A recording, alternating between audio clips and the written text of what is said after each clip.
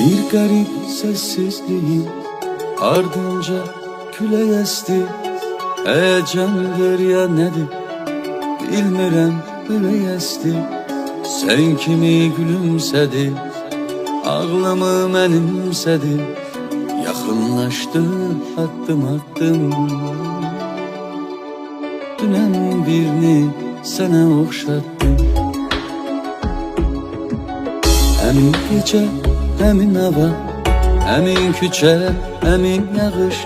Qaranlığa acıq verən eyni gözlər, eyni baxış.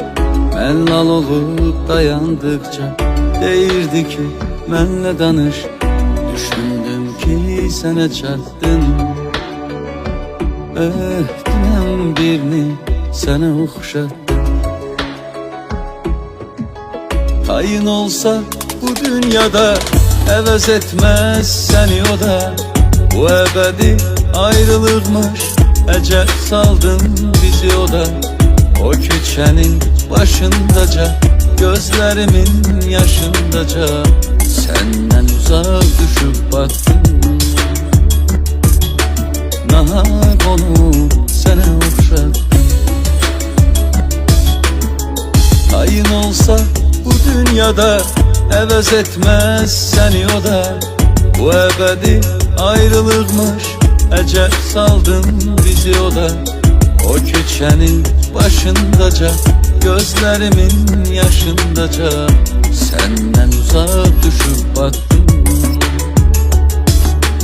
Nahaq onu sənə oxşatdım.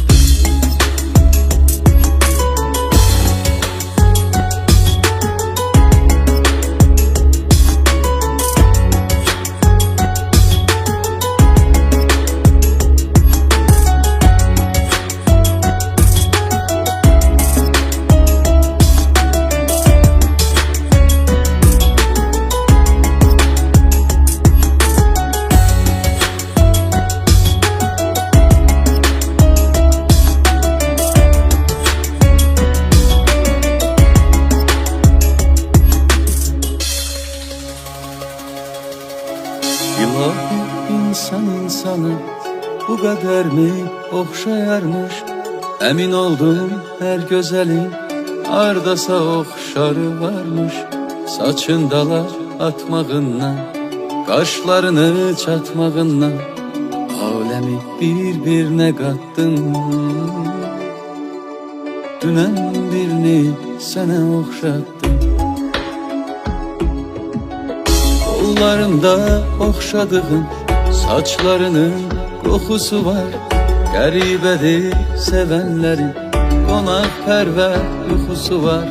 Məni doğma bilər deyə, yuxularıma gələr deyə, arzuladım onu yatdım.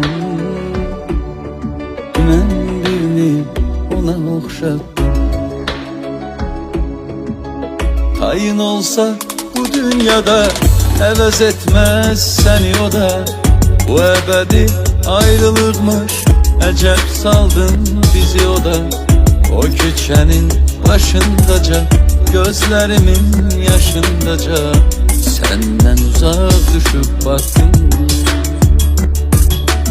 Nahaq onu sənə oxşatdım.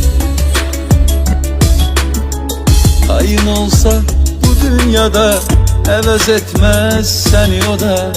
Bu əbədi ayrılıqmış, əcəb saldın.